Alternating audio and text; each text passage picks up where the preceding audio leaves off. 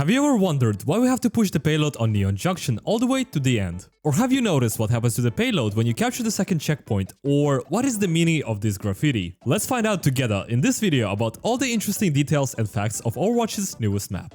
Neon Junction is Overwatch's 8th hybrid map and the first hybrid map that was added since the release of Overwatch 2 in 2022, with the last before it being Paraíso. Let's take a look at this entire first section of the map that takes place in the entertainment area, which features different kinds of shops and arcade places. There are a good amount of references to Japan pop culture within this section of a map, things like Godzilla, mechas, Pokemon, and even the esports organization Zeta Division and their plushies.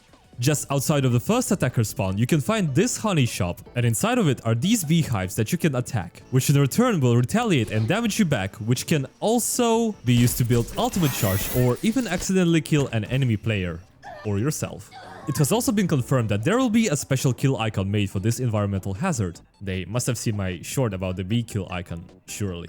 Right in front of the spawn, you may have noticed this truck towing a car away. But what's interesting is that if you look at the side of this towing vehicle, you'll see that this text translates to team. And the last kanji looks like number 4, so together this can be read as Team 4, which is Blizzard's developer name of the Overwatch team. And again, just outside of the attacker spawn and right next to this red building, you can find these two bikes, one of which belongs to Yokai, Kiriko's vigilante group. And just behind this fence, you can also spot this mural that translates to Yokai. Inside of this red building and through these doors is the attacker's forward spawn that features more motorcycles that have Yokai branding for some odd reason. Considering that this is Hashimoto's territory, but more on that later. But also there's this easy to miss detail that you might have not noticed inside of this spectral system shop, inside of which we can find blueprints of Mizuki's Kasa and Hanzo's mythic weapon. Also, one silly detail that I really like is how there's this spilled drink on the floor that warrants its own sign being put next to it, instead of, cleaning it and all that stuff, but I don't know, I just find this funny for some reason.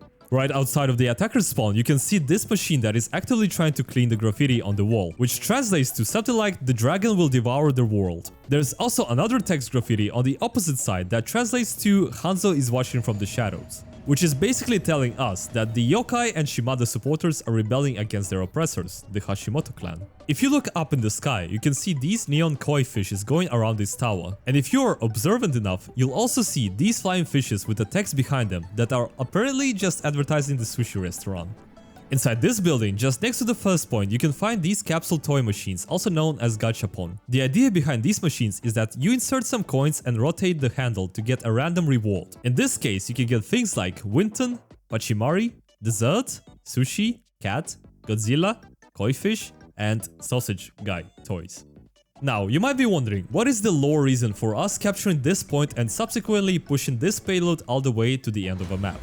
Well, here's what's interesting is that if we look around this payload, we'll notice that it is not only one of the visually well-designed payloads in the game, in my opinion, but also there's a Hashimoto logo on it with what looks to be some sort of a capsule, similar to something we can see on Numbani's payload. So, if we push this payload to the first checkpoint, we can notice something cool happen. The capsule reveals the contents of it, which is a spirit of some sort of an animal. We can see a similar spirit entity inside of the defender's first spawn, which by the way is the forge of Kiriko's father. This forge is used to create special weapons. And as I assume, this forge was used to create weapons for Genji, Hanzo, Shion, and Mizuki. We can also see this forge in one of Mizuki's lore drops. But the payload shenanigans don't stop here. One of the truly fascinating things about this payload and the last point in particular is that this pathway leading to the last point slightly changes as you move the payload. By moving the payload just past this elbow, these walls slide down, revealing something behind them, and that is these weapon racks on the walls, showing you that this whole place is not as comforting and nice as it may seem, especially with all the Hashimoto logos being displayed here as well. But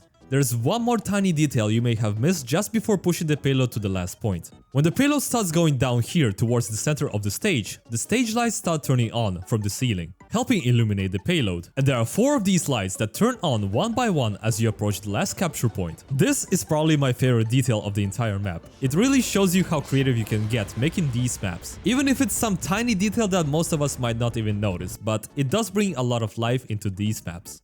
Oh, and speaking of the last point, you might be wondering what is even going on around here in this entire building. The last section of Neon Junction is Kabuki Theater. As you can see here on the last point, there is currently some sort of a play being played here.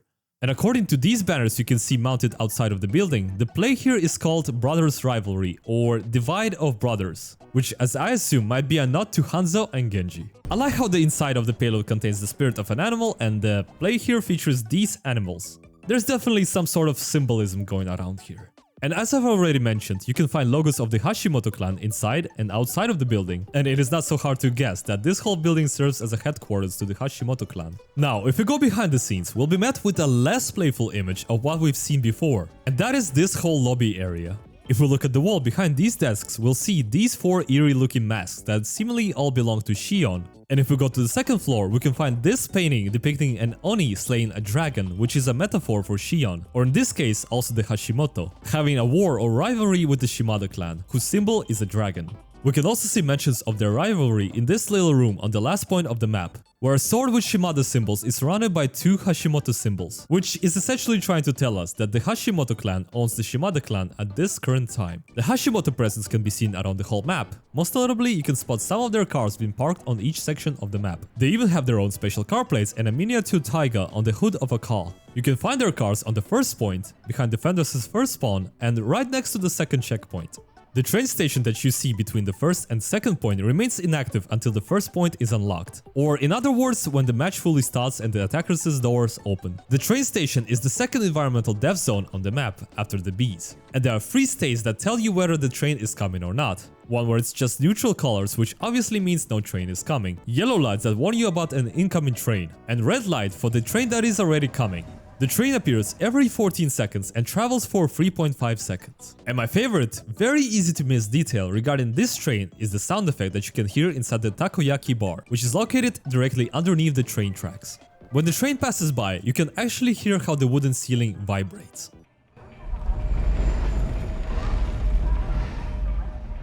Now, let's quickly go through some very niche details that you might find funny or interesting. Out of all the hybrid maps, this is the map with the lowest walk time from attacker spawn to the first point. It takes you about 13 seconds without any speed boost or mobility abilities to touch the point. In comparison, it takes you 19 seconds to go from Nubani spawn to first point, while King's Row takes you about 14 seconds. Apart from the Winton capsule toy that you can find here, there is also a full Winton plushie located here above the comic shop.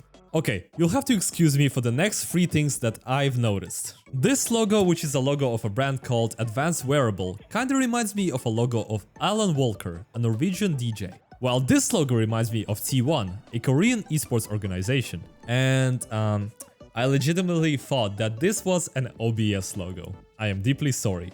According to one of the developers from the Reddit AMA, Neon Junction was inspired by various districts of Tokyo, such as Shibuya, Akihabara, and Ginza. Inside of Defenders' first spawn, you can find these ofudas above the door entrances, which I assume has something to do with the animal spirits being trapped inside these capsules and Kiriko's father not wanting to let any of the evil or angered spirits inside of his forge. Okay, don't mind me criticizing the most irrelevant things, but I do find it funny how the stairs here lead to basically nothing, and that there seems to be no way of entering the second floors of this shopping center if you're a regular resident of this city. There are these cat plushies spread out across the entire map, hidden in various places. I cannot tell how many of them are actually present on the map, but so far I could only count 6 of them. If any of you have nothing else to do during your long queue times, then feel free to count how many plushies there are on this map and let me know down in the comments if you like. Oh, and there are also pigeons on the map, which automatically makes it an S tier map in this game. So yeah, overall I actually like this map, and I would love to know if you do as well, and what is your favorite thing about it. Thank you all for watching.